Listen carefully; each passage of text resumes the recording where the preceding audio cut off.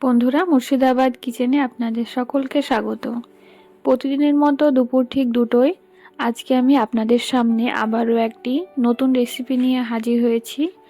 আর আজকের রেসিপি টমেটোর চাটনি। আর এখন শীতে প্রচুর পরিমাণে টমেটো পাওয়া যায়। আর এই রকম লাল লাল যদি টমেটো থাকে, আপনারা এভাবে টমেটোর চাটনি বানিয়ে খাবেন।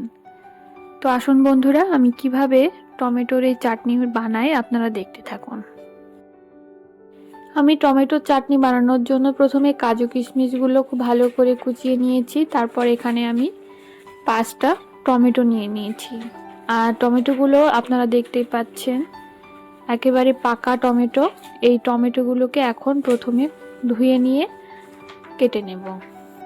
আর বন্ধুরা, আমরা সকলেই জানি শীতকাল মানে বাঙালির লাঞ্চ থালিতে একটু টমেটোর চাটনি চাই।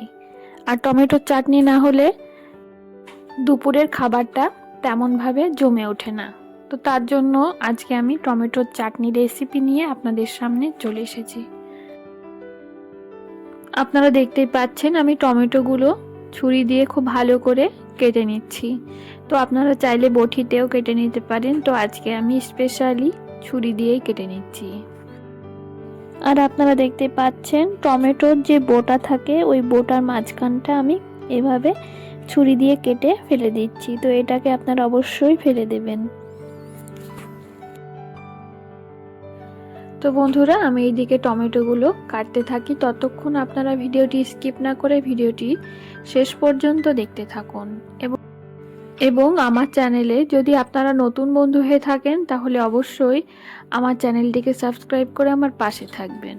আমার টমেটোগুলো খুব ভালো করে কেটে নেওয়া হয়ে গেছে। এখন আমি এখানে 5 ফোড়ন, একটু গোটা জিরে, মৌরি, শুকনো লঙ্কা নিয়ে নিয়েছি। আর সাথে গোটা সর্ষে নিয়ে নিয়েছি।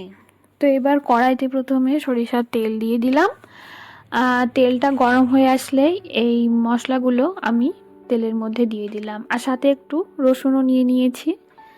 আর আদাটাও আপনারা মনে করে নিয়ে নেবেন। তো আদা আমি এখানে আজকে ব্যবহার করলাম না।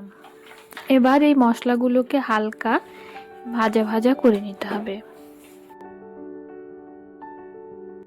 বন্ধুরা, আপনারা অনেকে আছেন যারা নতুন বিয়ে করেছেন কিংবা বিয়ে করতে চলেছেন।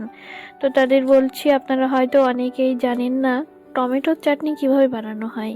তো তারা অবশ্যই আমার এই ভিডিওটা আর আমার এই চ্যানেলটা ফলো করুন, তাহলে আপনারা খুব সহজেই শিখে ফেলতে পারবেন। আমার মশলাগুলো ভেজে নেওয়া হয়ে গেছে।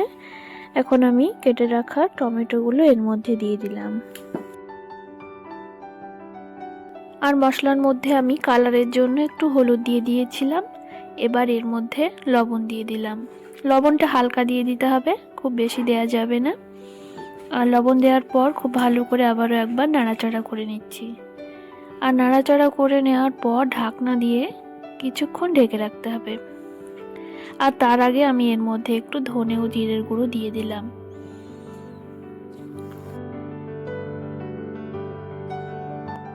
বন্ধুরা, আপনারা কে কে টমেটোর চাটনি খেতে পছন্দ করেন তারা অবশ্যই কমেন্টে জানাবেন।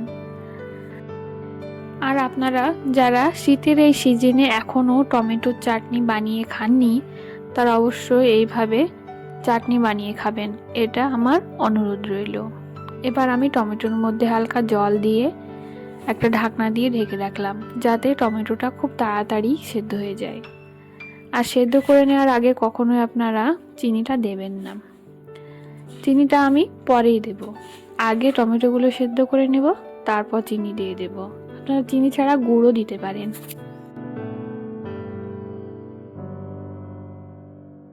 আমি আবারও টমেটোর চাটনিটাকে আরও কিছুক্ষণ ঢেকে রেখেছিলাম। তারপর এর মধ্যে মেজারিং কাপের 1.5 কাপ মতো চিনি দিয়ে দিলাম। চিনিটা আপনারা কম বেশি করে নিতে পারেন। যারা বেশি মিষ্টি খেতে পছন্দ করেন তারা বেশি করে দিয়ে দেবেন। আর আজকের চাটনিটা আমি টক ঝাল মিষ্টি বানাচ্ছি, তার জন্য চিনিটা একটু কমই দিয়ে দিলাম।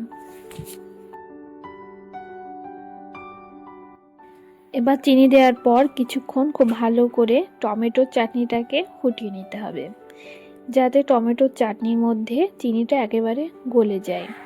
তো আমি টেস্ট করে দেখে নেব চাটনিটা কেমন হয়েছে। তো চাটনিটা আমার প্রায় হয়ে এসছে। তো এর মধ্যে আমি কাজু ও কিশমিশ কুচি করে রেখেছিলাম সেগুলো এখন দিয়ে দেব।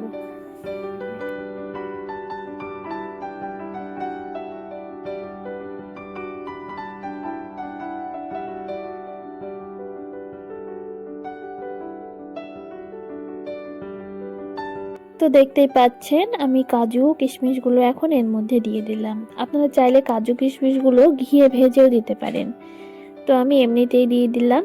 তারপর সবশেষে আমি এখানে একটু ঘি দিয়ে দেব। এতে করে টমেটোর চাটনির টেস্টটা আরও বেড়ে যাবে আর ফ্লেভারটাও খুবই সুন্দর আসবে।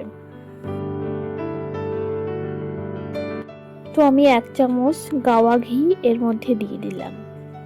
ঘিটা দেওয়ার পর খুব ভালো করে টমেটোর চাটনির সঙ্গে মিক্স করে নেব।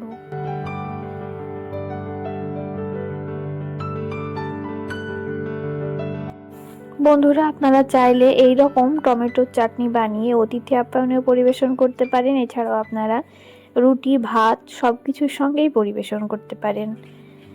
তো আজকের এই ভিডিওটি আপনাদের কেমন লেগেছে অবশ্যই কমেন্টে জানাবেন। আর ভিডিওটি যদি ভালো লাগে ভিডিওটিতে অবশ্যই লাইক, শেয়ার, কমেন্ট করে আমার পাশে থাকবেন। আজকের মতো এখানেই বিদায় নিচ্ছি। ধন্যবাদ।